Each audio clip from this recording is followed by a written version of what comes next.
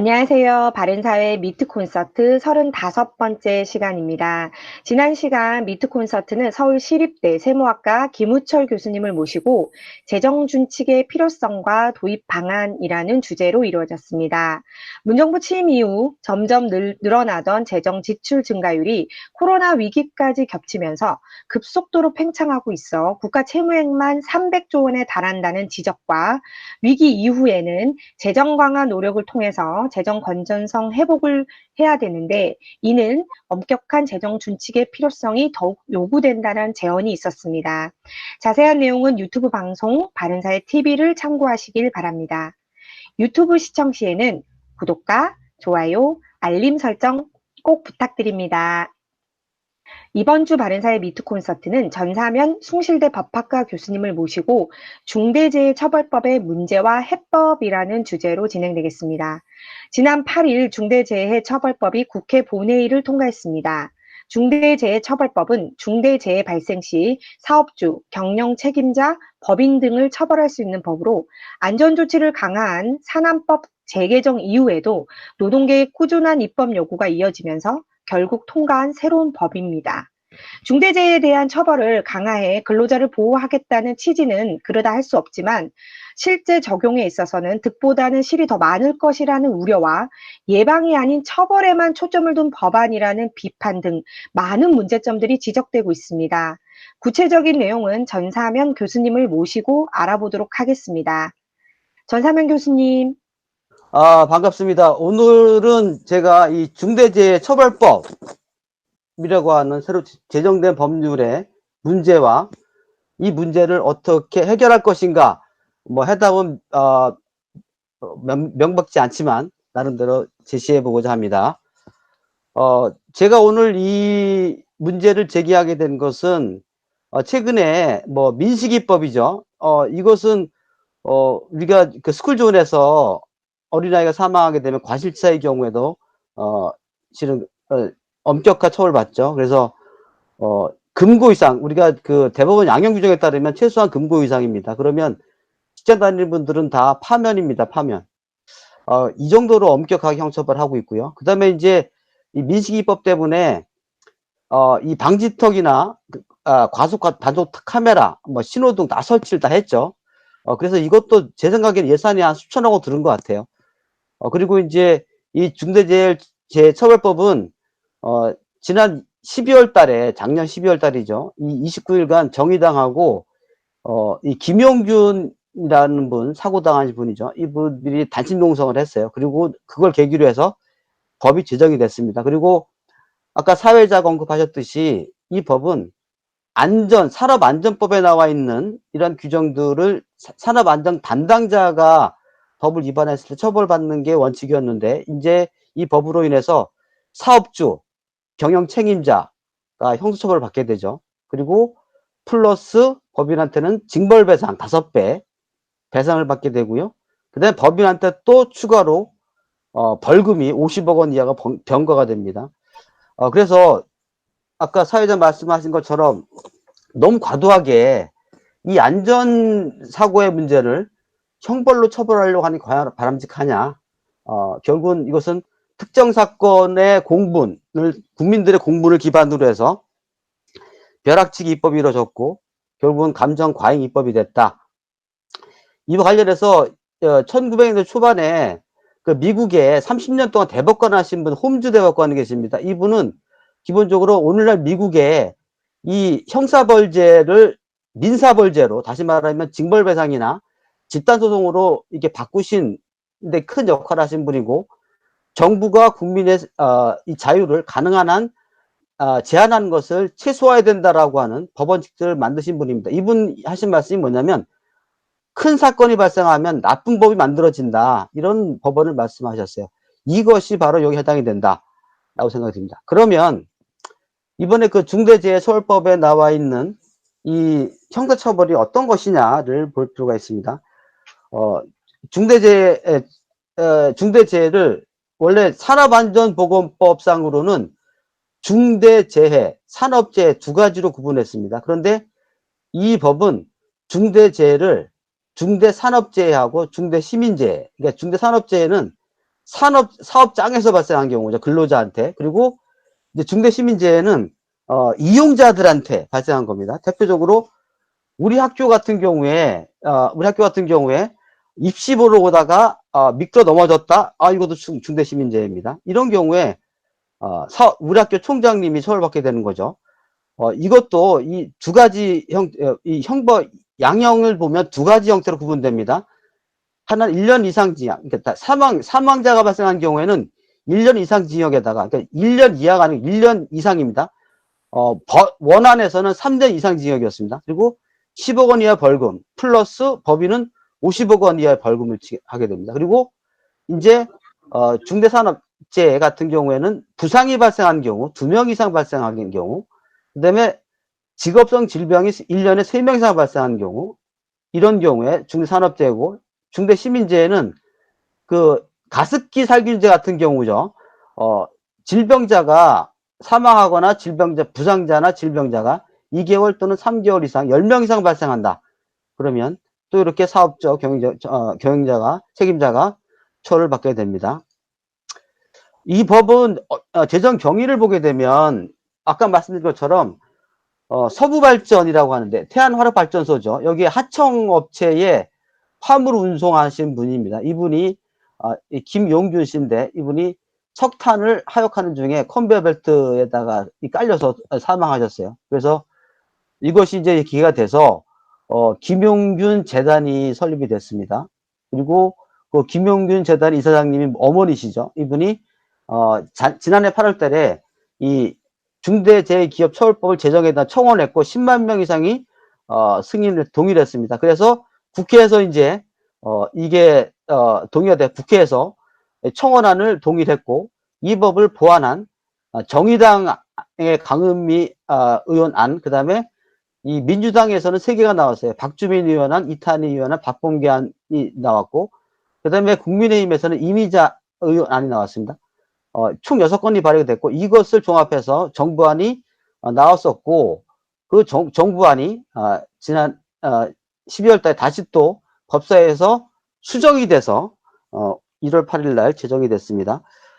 그런데 이 법이 이 김용균 씨 문제가 제기됐을 때 결국은 처음에는 산업안전보건법을 개정해야 된다라고 했고 안전조치를 좀 강화해야 된다라는 얘기를 했었습니다. 그래서 막바로 사고 난 후에 그 이후에 12월 달에 산업안전보건법을 개정을 했어요. 그런데 다시 또 그것을 지난해 2020년 5월 달에 또 개정을 했습니다. 그것은 뭐냐면 이 김용균 씨가 하청업체 직원인데 원청업체에서 책임을 지지 않은 거죠. 그래서 하청업체 근로자에 대해서 원청사업자가 안전조치 의무를 해야 된다. 그리고 안 하면 책임지도록 하는 규정을 신설했습니다. 그런데 이 법이 올해 1월 16일 날 시행도 되기 전에 이렇게 중대재해처벌법이 제정이 된 겁니다. 국회에서는 어찌 보면 이게 지금 퍼퓰리즘 입법으로 얘기할 수 있는데 국회의원이 226명 제적했는데 반대가 44명이었습니다. 이게 반대가 적은 거였음에도 불구하고 왜 문제가 되느냐, 오늘 그거에 대해서 보고자 하는 겁니다. 원래는 산업안전 관련해서는 이 산업안전보건법이 실은 모법이었죠. 이것은 사업주의 경우에는 법에서 정한 안전보건 조치 규정을 위반한 경우에만 형사를 받고요. 그러니까 사업주 같은 경우에는 그 조치를 취하지 말게 사람을 고용하지 않거나 안전 담당자를 두지 않은 경우, 그리고 시설을 갖추지 않은 경우에 처벌받고, 시설을 갖추고 조치를 취했는데도 불구하고 사고 발생한 경우에는 담당자만 처벌받거든요. 근데 중대재해법은 그렇지 않고 조치를 취해도 무슨 조치를 취하지 모르는 상황, 특히 사업주 같은 경우에는 사업주가 조치를 취한 사람은 아니잖아요. 그럼에도 사고 발생하면 처벌받게 되는 겁니다. 이와 관련해서 이제 그동안 이 대기업, 중소기업 다 모두에서 너무 처벌이 광범위하다. 그리고 중대재해라는 게 대체 범위가 어디까지냐? 라고 해서 불명확하다라고 해서 법 제정을 반대했었습니다. 그럼에도 불구하고 이제 중대재해처벌법이 제정이 됐죠. 이 중대재해처벌법의 핵심 내용은 이 두 가지를 구분해 가지고 특히 하청업체 사업에 대해서 원청업체에 있는 사업주, 경영 책임자가 처벌받도록 하는 겁니다. 다만 이제 그 수정안, 정부 안에서 수정이 된 게 법사위에 수정 안 해보게 되면 사업주하고 대표이사, 그러니까 경영 책임자라고 하는 것은 이제 대표이사 플러스 그 다음에 안전 담당이사라는 사람을 두면 됩니다. 그러면 이 안전 담당이사가 대신 처벌을 받으면 돼요. 그래서 대표이사나 사업 처벌받지 않을 수도 있습니다. 그래서 이제는 아예 그냥 그 처벌만 담당해서 받는 이사를 선임을 하면 대기업 가능하겠죠. 중소기업은 되게 어려울 것 같아요. 이런 것이 특징입니다. 그리고 이제 정부 안에서는 원래 처음에 안에서는 사고가 발생하면 이 사업주로서 역할을 다했다. 주의를 다했다라고 입증하지 못하면 처벌받는 거였는데, 다시 말하면 인과관계하고 사고 간에 추정 조항이 있었는데 그 부분은 빠졌고요. 공무원 처벌하는 규정도 삭제가 됐습니다. 그리고 이 법은 이 50인 미만 사업장 같은 경우에는 3년 뒤에 시행이 되고요. 다른 사업장들은 이제 1년 후에 시행이 됩니다. 벌써 13분 됐네요. 그러면 이 중대재해법에 나와 있는 이 사업주, 경영 책임자의 보건, 안전, 확보 의무가 뭐냐? 그냥 조치를 취하라 이렇게 돼 있어요. 구체적으로 뭘 취하라는 것은 나와 있지 않습니다.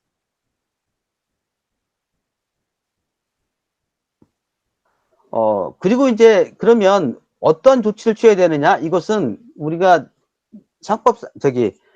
중대재해처벌법에 나와 있지는 않지만 기본적으로 모법인 산업안전보건법에 보게 되면 이렇게 사업 의무 나와 있고요. 그 다음에 이 산업안전보건을 조치를 취하는 거에 대해서는 한 1000여 개 정도의 조치사항이 있습니다. 산업안전보건법상으로는 14조부터 141조까지 다 조치에 관한 내용들입니다. 뭐 자세한 내용들, 심지어는 이 조치에 대해서 근로자 대표한테 일단 승인도 받아야 될 정도로, 그리고 모든 시설에 안전보호 표지를 설치해야 될 정도로 세부적으로 되어 있습니다. 이런 입법이 이 중대재해법이 중대재해처벌법이 입법이 되고 나서도 실은 경영계나 노동계 모두가 다 지금 강력히 반대하고 있습니다. 그래서 다시 조만간에 또 재개정 논의가 있을 것으로 추정이 될 정도로 지금 반응들이 거셉니다. 경영계에서는 정치적 입장만 고려한 법안이다. 그 다음에 전 세계적으로 유례없는 강력한 기업 처벌법이다. 그 다음에 이 여러 가지 여건들이 불리한 중소기업에 너무 가혹하다라는 얘기를 많이 하고요. 반면에 노동계나 정의당에서는 아까 말한 추정 조항을 없애가지고 실효성 있는 법이다. 그 다음에 5인 미만 사업장에 대해서 실은 제외한 것은 재해살인을 방조하는 거다. 그리고 5인 미만 사업장에 근무하는 근로자들은 사람이 아니냐? 그러니까 죽음만 처벌받는다. 특히 이제 5인 미만 사업장에서 사망사고가 25% 정도 발생하고 있는데 이런 얘기들입니다. 그리고 공무원 처벌 조항 삭제한 거, 이거는 소위 말하는 아무런 실효성 없는 법이다. 이런 얘기를 하고 있습니다. 자, 그러면 이 산안법, 이 중대재해처벌법과의 관계에 대해서 제가 문제점에 대해서 한번 보도록 하겠습니다. 실은 산업안전 관련돼서 산업재해, 중대재해, 예방, 조치에 관해서는 이 산안법이 의무를 부과하고 있고요. 그리고 의무 위반 시에 산안법상 책임지게 되어 있고, 중대재해 시에는 산안법에 따라서 조치를 의무도 부담하고 처벌도 받고, 또 중대재해처벌법상에 의해서 이제는 이 사업주하고 경영 책임자가 처벌받게 되는 거죠. 특히 이제 문제는 뭐냐? 산안법에서는 이 산안법의 안전 보건 조치를 취할 의무가 없는 그러한 사업자들을 시행령에다가 열거해 놨습니다. 그리고 그런데 문제는 중대재해법에서는 5인 미만 사업자만 법률에 예외 규정을 두고 예외가 없어요. 그러니까 결국은 산업법상으로는 예외 적용 사업자들이 많은데 중대재해법은 없다는 겁니다. 이 얘기 뭐냐면 산업법상으로 이 조치 의무가 없는데 사고 발생하게 되면 CEO가 처벌받게 되는 이런 대표적인 케이스가 뭐 학교나 여러분 뒤에 보시면 자 보시면 이 산안법 적용되지 않는 사업장들이 이렇게 많이 있습니다. 특히 IT에 하시는 분들 다 제외됩니다. 특히 학교 같은 경우에 다 세게 되고 그다음에 뭐 건축 뭐 과학기술 이렇게 엄청 다시 말하면 제조업이나 건설업 기계설비업 이거를 빼고는 대부분은 다 제외됐었어요. 그리고 지금 시행령에 나와 있는 상시 근로자 5명 미만 사업장 요것만을 중대재해법이 예외로 둠으로 인해서 이 그동안 산안법에 적용을 받지 않고 안전 보건 조치를 취하지 않아도 되는 사업장들도 이제는 사고 발생하게 되면 이제 형사처벌 받게 되는 이런 문제가 나옵니다. 그러다 보니까 이런 의무들을 전혀 준비하고 있지 않다가 처벌받게 돼서 그걸 법적으로 사는데 혼란이 발생할 수 없습니다. 왜냐하면 산안법적으로는 아무런 준비도 안 하고 있다가 사고 발생하게 되면 중대재해처벌 적용받게 되기 때문에 어떤 경우에 이 법을 적용하느냐 마느냐 이 중대재해처벌법에서는 명백하게 제외 규정이 없기 때문에 산안법상으로는 처벌을 안 받는데 중대재해처벌법상으로 처벌받는 경우에 이것이 법적인 어떻게 할 것인가가 매우 혼란스러울 것으로 생각이 듭니다. 두 번째 문제는 책임 범위가 과도하게 확장됐다. 특히 중대시민재해 같은 경우에는 사업장이나 공중이용시설, 공중교통수단, 소비자, 이용자가 수입한 재해가 발생한 경우에 이제는 산업안전보건법상에 처벌받지 않고 중대재해처벌법상에 의거해서 이 CEO가 처벌받게 되는 이런 중대시민재해라고 개념을 새로 집어넣고 이것 관련해서는 이것은 반드시 봅시다. 이 산업안전보건법상으로는 안전 담당자가 어떤 걸 해야 되는가 법에 나와 있어요. 그런데 중대재해처벌법상에는 안 나와 있고 또 하나는 이 CEO나 사업주가 안전 담당자가 어떻게 안전조치를 제대로 이행하는지를 감독해야 되는데 어떻게 감독하는지가 명확지 않아요.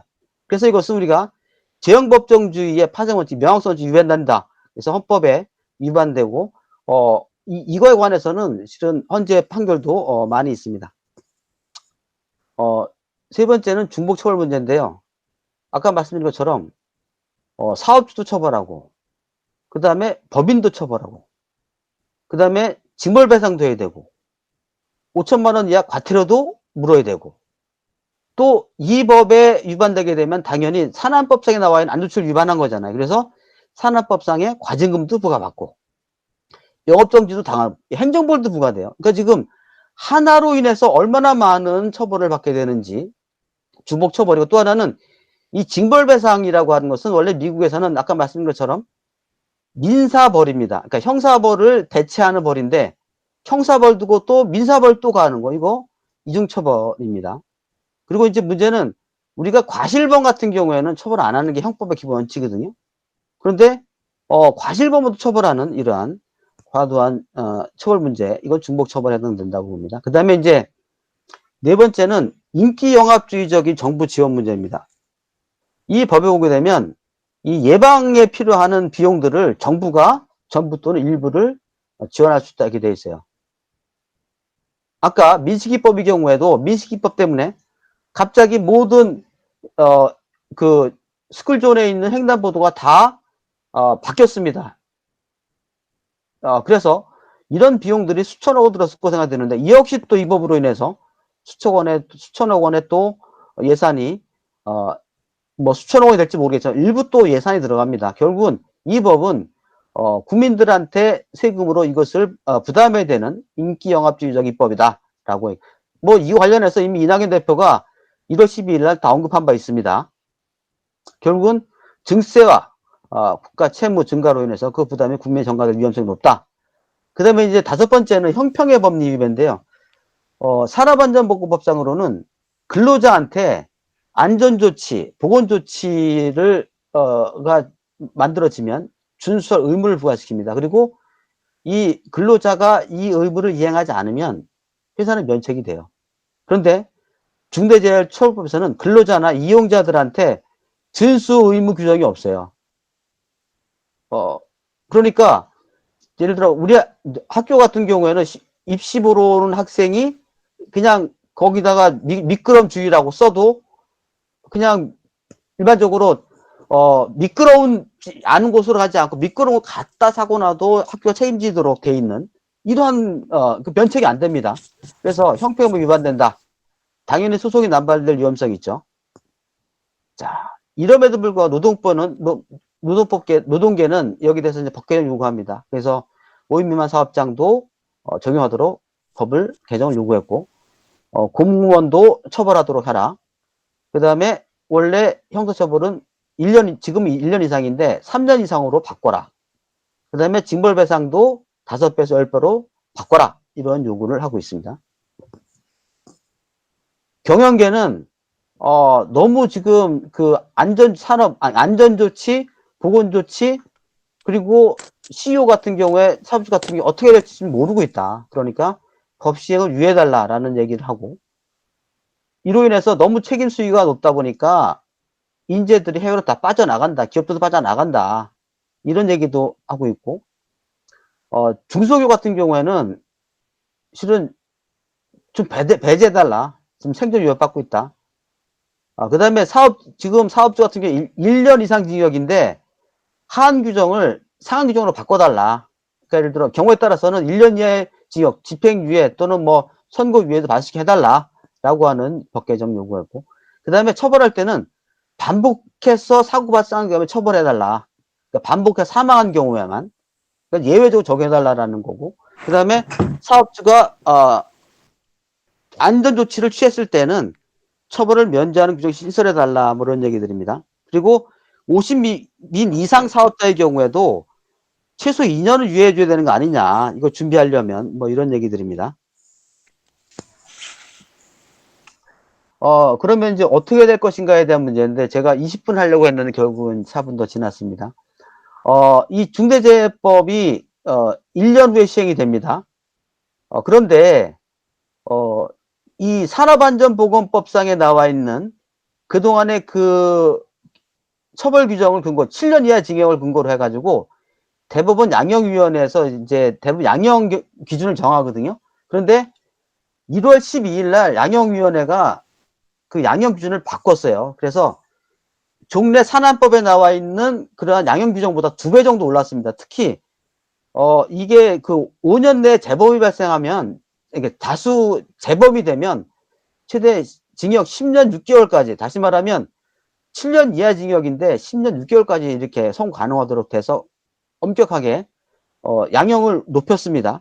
그러면 이 산업법의 양형 기준 상향만으로도 중대재해 예방 효과가 있을 것인데, 기대가 되는데, 이런 상황을 보면 좀 더 이 산업안전법상의 규정 적용 제외 사업장이라든가 이런 사업장들의 입장도 봐서 이 법의 유예 우리가 부칙을 개정해 가지고 유예를 뭐 3년 이상, 옛날에 그 기준법 같은 경우에는 3년씩 10년을 넘게 12년을 유예했었거든요. 뭐 이런 것도 좀 필요하지 않을까 생각이 듭니다. 그리고 이제 이 형사처벌 규정이 지금 우리가 벌금형으로 바꾸는 거 어떠냐에 대한 얘기들이 많이 있습니다. 그러니까 이제 중대처벌법 같은 경우에는 지금 다 형사처벌하지 않습니까? 징역형인데 이것은 우리가 벌금형으로 바꿀 필요가 있다라는 얘기를 많이 하고 있고, 그 다음에 제가 이 얘기를 하는 이유는 산안법에 따른 문제에 대해서는 다른 나라에서는 징역형 규정이 없어요. 징역이 있어도 6개월 정도밖에 안 하는데, 우리나라는 산안법의 규정도 징역 7년 이하 징역이고, 그 다음에 중대재해법도 10년 1년 이상의 징역이고, 뭐 이렇게 되다 보니까 이거를 벌금형으로 바꾸면 어떠냐라는 얘기를 하게 됩니다. 또 하나는 이제 형사법이라고 하는 거는 고의가 있어야 되는데, 이 법도 과실범을 처벌하는 법이어서 여기에 대해서는 좀 글로벌 스탠다드에 맞게 법을 개정해야 된다라는 말씀 드립니다. 이 내용들은 이제 제가 말씀드린 내용들은 뭐 미국이나 영국, 일본, 독일, 프랑스에 나와 있는 내용들이고요. 그 다음에 이번에 중대재해처벌법이 제정이 된 것은 영국에 있는 2008년도에 만든 기업과실치사법이라는 게 있어요. 이걸 모델로 했습니다. 그런데 이 모델도 엄청난 차이가 있어요. 우리나라 중대재해처벌법은 상해가 발생해도 처벌하는 거지 않습니까? 근데 영국은 사망해야만 됩니다. 그리고 우리나라는 사업주나 이 대표이사를 처벌하도록 되어 있는데 여기에서는 그렇게 하고 실질적으로 영향력을 행사한 자한테만 처벌합니다. 그리고 사망 사건만 해당이 되죠. 그리고 사업주 처벌한 규정은 없어요. 그리고 이 중대산업재해나 중대시민재해를 구분해 가지고 이 법인한테 처벌하는 규정 이런 거 없습니다. 근데 미국 같은 경우에 영국 같은 경우에는 대부분 중소기업들이 이제 문제인데 중소기업들을 고려해서 매출액 기준으로 해서 벌금을 규정하고 있습니다. 두서없이 말씀드렸는데 결론을 이제 잠깐 말씀드리겠습니다. 우리나라가 이제 이 법이 제정될 때 이유는 뭐냐면 OECD 국가 가운데서 산재율이 높다라는 이유였습니다. 그런데 우리나라는 OECD 국가 가운데서 이 제조업이 강국입니다. 그러니까는 제조업이 강국인 만큼 재해가 많이 발생할 수밖에 없어요. 그런데 그것이 너무 침소봉된 게 아닌가라는 생각이 들고 이 중대재해에 대한 형사벌이 지금 전 산업에다 이제 부과된 거죠. 이게 산업이 위축되고 일자리가 감소될 우려가 됩니다. 그리고 이제 이 형사벌을 가는 게 좋냐? 영국의 기업과실치사법이 2008년도에 돼가지고 2009년도에 시행했는데 그때는 연당 0.5명, 10만 명당 0.5명이었어요. 그런데 시행 전인 2006년도보다는 한 그 0.7명, 0.2명 감소했었죠. 그런데 몇 년 지나고 2011년부터 다시 더 증가하고 있습니다. 결국 형벌 만능주의가 예방 효과가 있느냐? 없는 것이죠. 그리고 형사처벌만을 목적으로 특별법을 제정하는 게 특히 이제 산업안전보건법상과 관련해서 상당한 해석상 충돌이 예상된다. 그리고 하청업체 사고에 대해 원청업체가 특히 사업주나 이제 책임지는 것은 오히려 국내 하청업체를 회피할 위험성이 높다. 대기업들이 국내 하청업체한테 하청 안 주고 외국계 기업들한테 넘어가거나 아니면 아예 국내 사업장을 해외로 실은 이전할 수도 있죠. 그래서 저는 이 중대재해처벌법이라고 하는 것이 물론 김용희 씨를 비롯한 이런 가습기 살균제라든가 이런 문제가 제기됐었죠. 이런 문제를 해결하려면 이렇게 아주 소위 말하는 과도한 처벌보다는 산업안전보건법을 좀 개정을 해서 이 법을 단일화시켜서 실은 한 법률을 만들 때는 외국 법을 참조해서 글로벌 스탠다드에 맞는 법으로 거듭났으면 좋겠습니다. 예, 이상 마치도록 하겠습니다. 네, 감사합니다. 총장님, 중대재해처벌법에 대해서 상세히 설명해 주셨고, 중대재해처벌법의 문제점을 5가지로 나누어서 지적해 주셨습니다. 그리고 그 대안까지도 상세히 알려주셨습니다. 너무너무 감사드리고요. 다음은 이제 토론으로 넘어갈 텐데요. 참석자 전원이 참여할 수 있는 토론입니다. 일단 첫 번째 토론은요, 저희 김원식 선생님께 말씀을 좀 부탁드리겠습니다. 열기가 아주 활활 타는 것 같아서 국가를 위해서 우리 사회를 위해서 대단히 큰 우리가 헌신을 하고 있다는 생각이 듭니다. 감사드리고요. 지금 이 중대재해처벌법 문제에 관련돼서는 단순히 법적인 문제가 아니라 우리 사회의 가치관에 관련된 문제부터 접근을 해야 된다고 보고요. 그런 점에서 많은 사람들이 여기에 보다 많은 관심을 가졌으면 좋겠다는 생각이 듭니다. 정 교수님께서 발표하신 내용은 주로 이제 법적인 관점에서 봤는데 경제학 관점이라든지 우리 사회적 관점에서 봤을 때 이 문제를 좀 더 폭넓게 봐야 될 거라고 생각이 들고요.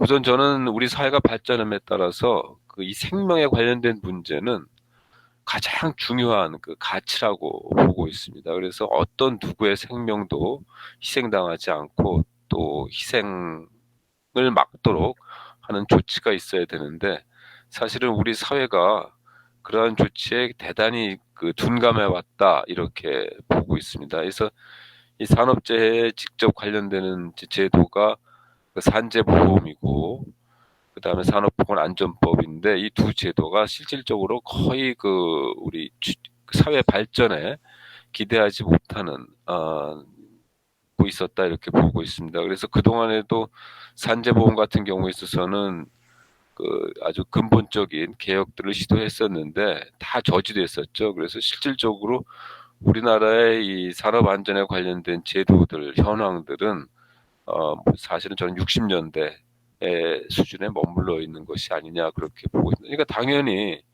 이제 그 제도가 바뀌지 못하고 이 산업재해 기술들이 업그레이드되지 못하니까 사망자 수는 계속 나올 수밖에 없고, 그리고 거기에 피해를 당하신 분들은 이렇게 좋은 세상인데 왜 우리 자식들이, 우리 남편들이, 우리 아버지들이 산업 현장에서 죽어야 되는지에 대한 그러한 통안의 마음을 한편으로는 나왔다고 보지만은, 그러나 문제는 뭐냐면은 우리의 근본적인 목적은 산재 사망을 막는 거거든요. 산재 사망을 막지 못했다는 점에서 우리 사회 전체가 다 책임을 져야 될 것이고, 또 실질적으로 이것을 통해서 경제학적으로 보거나 뭐 어떤 관점에서 보거나 이 제도를 통해서는 절대 산재를 줄일 수가 없고요. 오히려 거꾸로 더 늘릴 수도 있을 수도 있다는 생각이 들 수밖에 없는 것이, 어떤 책임도 부과하지 않는단 말이에요. 그러면은 어려운 분들, 또 뭐 가족을 위해서 희생하셔야 될 분들 관점에서 봤을 때는 이것도 하나의 좋은, 거꾸로 얘기하면은 자살의 도구가 될 수도 있는 아주 심각한 문제를, 아주 비참한 우리 현실을 이 제도가 만들어낼 수 있을 것 같기 때문에, 제가 좀 적극적으로 이 제도는 정말 전면적으로 전체 사회적 뭐 형사법이라든지 법률학자라든지 혹은 전체 사회의 이 생명을 중시하는 분들의 고민이 좀 담아줬으면 좋겠다는 생각이 들고요. 마지막 몇 가지만 좀 더 제가 뭐 많은 얘기를 하고 싶은데, 좀 드리고 싶은 얘기는 산업재해 기술에 관련된 문제입니다. 그래서 산업재해 기술 문제는 사실은 우리 사회의 가장 최고급 하이엔드의 기술이라고 저는 보고 있거든요. 그래서 어떤 새로운 기술도 다 이러한 산업재해를 억제할 수 있는 기술에 적용될 수 있도록 정부나 민간이 함께 노력을 해야 된다, 이렇게 말씀드릴 수 있고, 두 번째는 이제 사실은 뭐 우리가 평균적으로 한 2,000명 정도 사망하는 걸로 돼 있어요. 그런데 사실은 이러한 사망 사고는 잦은 사고들이 결국 중대 사고로 가는 거잖아요. 그만큼 사소한 사고 사망들이 굉장히 많다는 얘기, 사고들이 굉장히 많다는 의미를 가지고 있고, 통계적으로 봐도 그렇고요.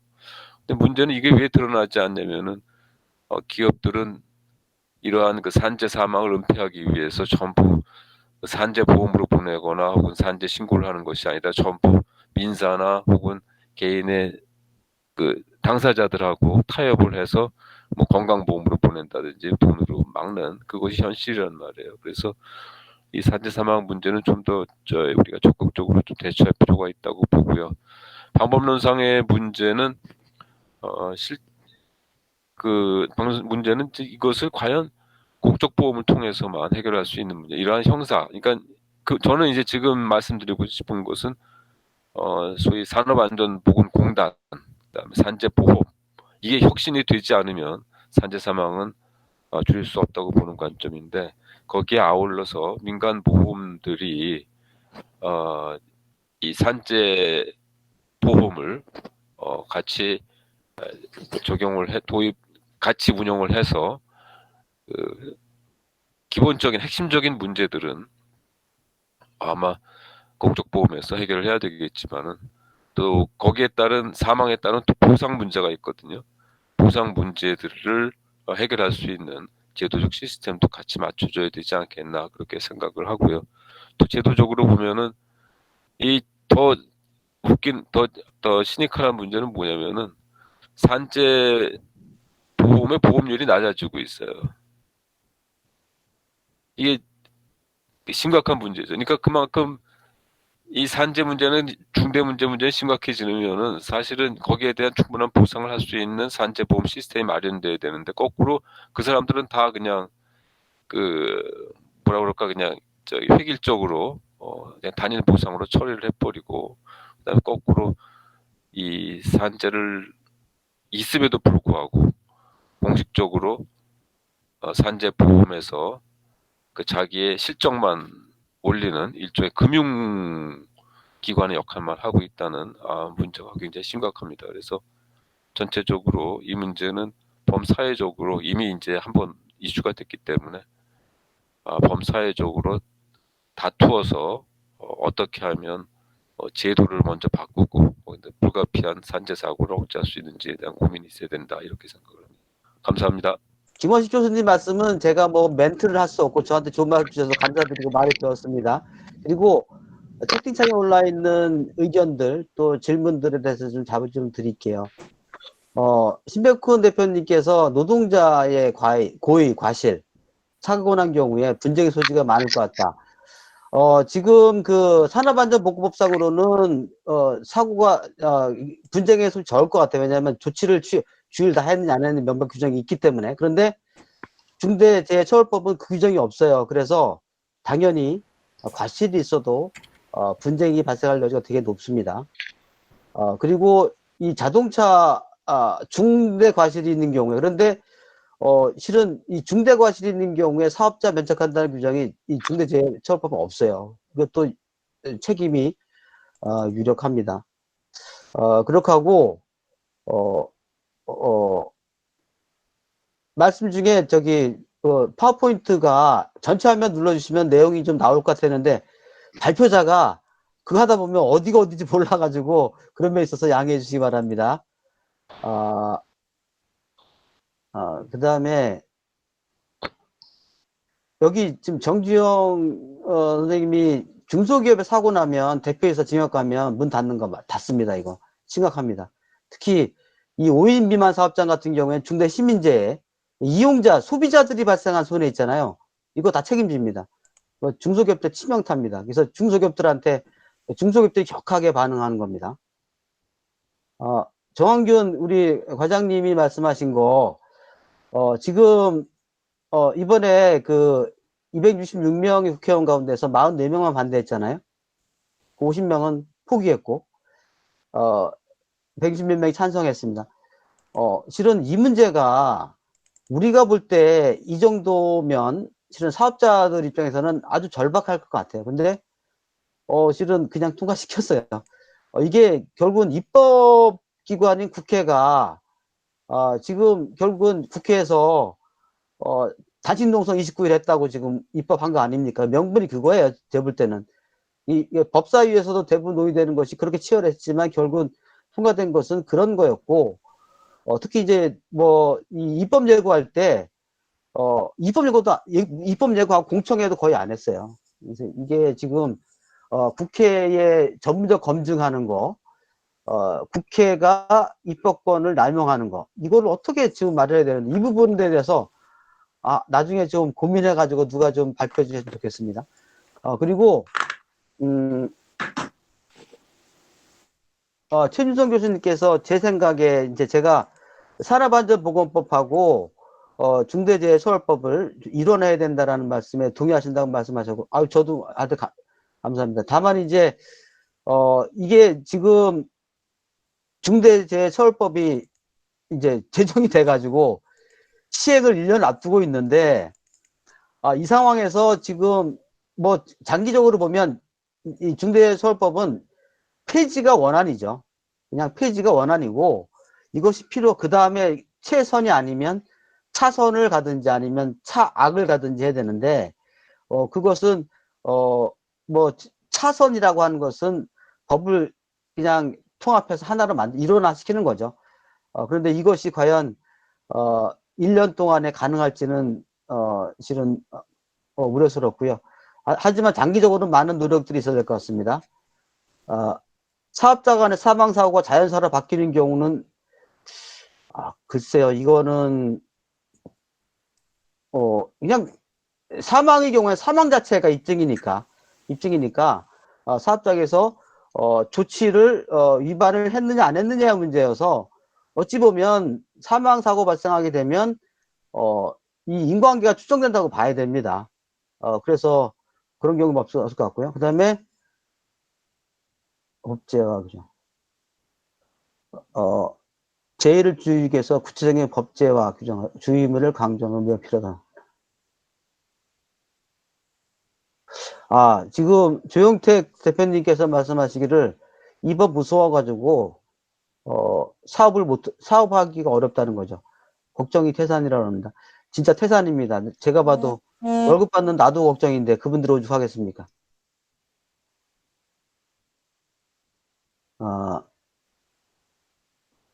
정주영 전 선생님이 그 평소에 우울하게 보였다고 하면, 우울하게 보였다는 게, 우울증이냐 아니냐. 이게 실은 그 상해사고의 우울증이 상해사고냐, 우울증도 치료가 3개월 이상 갈 수 있는 거 아닙니까? 그리고 우울증이 10명 이상 나왔다. 그 약을 먹고 10명 이상이 나왔다. 아니면 사업장에서 3명 이상 나왔다. 이렇게 되는 경우에도 가능성이 지금 명확하게 제가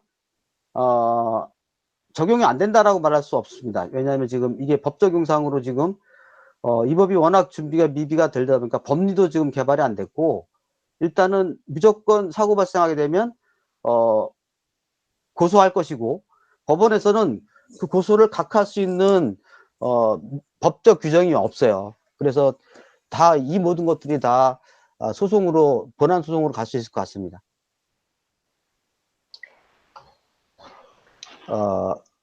여기 이제 컨베어 벨트 시스템에 끼인 게 아니라 컨베어 벨트로 갔죠. 근데 이게 실은 그러니까 소위 말하는 사망을 고의로 했다. 이게 자살이지 않습니까? 거기에 대해서는 실은 왜냐면 요새 이제 보험도 옛날에는 자살은 보험금 지급 안 했거든요. 근데 요새 법률이 바뀌어가지고 자살도 오죽했으면 자살했겠냐 라고 해서 이제 보험금 지급하지 않습니까? 이것도 어떻게 해석될지 잘 모르겠어요. 좀 어떻게 뭐 지금 하나 여러 가지 이제 의문점 제기되고 있는데, 이 모든 것들은 실은 어떻게 답이다라고 좀 말하기는 어렵고, 중요한 것은 사고 발생하면 일단 고소되고 일단은 기소가 된다는 것이죠. 문제는 이제 이게 그 노동계나 정의당에서는 실효성이 없다. 왜냐하면 이번에 그 가습기 살균제 문제도 결국은 그 임원들 11명이 다 무죄 판결 받았어요. 왜냐하면 그 화학약하고 그 폐에 사고 발생한 거 간에 폐병과의 관계에서 인과관계가 명확하게 검증이 안 됐다라고 하는 거였습니다. 그런데 결국은 그 재판도 10년 걸렸어요. 10년 걸렸어요. 10년까지 걸렸기 때문에 일단 기소되고 나면 어떤 회사도 사업하기 어렵죠. 그리고 뭐 그 회사 그 물건 팔아먹을 수 있겠어요? 그래서 작업자의 주의 의무도 분명히 입법적으로 매우 중요하다고 봅니다. 예, 맞습니다. 법안을 살펴보면 살펴볼수록 그러니까 전문가들이 꼼꼼히 이제 법안 내용을 채우지 못하다 보니까 정치적 이슈에만 초점을 둔 법안이라 굉장히 논란이 많이 될 것 같습니다. 뭐 사례별로도 굉장히 다양하게 이제 논란이 될 것 같고, 그래서 참 남소의 우려도 되고 정말 우려되는 바가 큰 법안인 것 같습니다. 예, 오늘 뭐 우리 정 교수님 정리를 잘 해주셔갖고 공부가 많이 됐습니다. 평소에 궁금했는데, 근데 이제 사실 저는 평소에 우리나라 사업자들이 안전에 대해서 투자를 안 한다 느낌을 많이 갖고 있었어요. 선진국 같은 경우에는 사람값이 비싸갖고 굉장히 그 배상 금액이 높죠. 그런데 이제 이걸 갖다가 법인 형사적으로 묻는다. 저는 금액은 조금 높였으면 좋겠어요. 그러나 이 형사적으로 책임을 묻는 건 심각하다. 예를 들어서 건설회사가 현장이 뭐 수도 없는데 직접 그 안전을 관리하는 소장 정도의 책임을 물어야지. 그 건설회사 사장은 이 곤란하죠. 제가 볼 때는 그거는 좀 아까 미국인가 영국의 예처럼 직접 이제 하는 게 중요하고요. 여기 법인에서 이제 지자체나 중앙정부나 지방정부도 법인이죠. 그다음에 예를 들어서 요양원도 일종의 법인이죠. 그 요양원에 있는 환자들이 만약에 코로나로 많이 사망하셨다. 그럼 요양원장이 책임져야 되는 거죠. 그다음에 교도소에서 사람들이 코로나에 감염이 돼갖고 다수가 죽었다 하면 이거는 그 기관의 총 책임자인 누가 책임지는 겁니까? 중앙정부의 총 책임자가 누굽니까? 이것은 기업만 처벌 대상입니다. 세상에 그런 게 어디 있어요? 중대재해법에서 왜 기업만 합니까? 공기업도 빠집니까? 아니, 공기업은 해당됩니다. 공기업 해당되고 아니 정부기관 그러면 왜 지방자치체는 법인인데 왜 그건 또 뺐어요? 사업자, 살림을 그러니까 우리 꺼줘야지. 말하면 사업하는 공기업만 해당이 되고요. 아니 공무원이라도 한 명이라도 다치면 책임자가 최고 책임자가 책임져야지. 글쎄 말이에요. 세상에 이런 게 어디 있어요? 이런 법이. 아니 국회의원들이 뭐 합니까? 이런 것도 지적 안 하고. 아니 직접적으로 국가가 교도소를 운영하면서 죄수들을 데려갔으면 국가가 책임져야죠. 그거 이제 중대재해 아닙니까 그거. 맞습니다. 일단 지난번에 이제 누가 저한테 질문을 하신 분이 있었어요. 그게 뭐냐면 교도소에서 지난번에 그 확진자가 많이 나왔지 않습니까? 그러면 확진자가 나왔는데 교도소 안에 퍼지다 보니까 만약에 그 확진으로부터 벗어나기 위해 가지고 탈옥을 했다. 그러면 처벌받는 거냐라고 하는 거였습니다. 근데 제 생각에는 그게 이제 긴급 피난에 해당이 되거든요. 형법상 입법은 조각사유가 없는데 긴급 피난에 해당이 돼요. 그래서 법리상으로 보면 뭐 긴급 피난이 되면 면책될 수도 있는데 그 재판 붙어봐야 된다. 교도소에서 어떤 주의를 다했느냐, 안전조치를 했느냐 여기에 따라서 바뀌겠지만 어쨌거나 이런 얘기를 했는데 정부 부처, 정부 기관의 경우에도 아마 이제 뭐 그 관련된 공무원 관련된 행정절차법이라든가 뭐 이런 법에서 후속 입법이 이루어져야 될 거 생각이 듭니다. 지금 그 부분은 공공기관 문제는 추가로 후속 입법이 아마 나올 것으로 생각이 듭니다. 예, 뭐 그 정도로 답변드리겠습니다. 예, 발표 잘 들었습니다. 그 발표 중에 우리나라는 제조업 강국이기 때문에 산재 비율이 높을 수밖에 없다는 말에 찬성을 하는데요. 그 법률적인 문제라든지 무슨 보험 문제를 떠나서 그러면은 구체적으로 제조업의 경우, 건설업 말고 제조업의 경우 많은 산재의 원인이 뭡니까?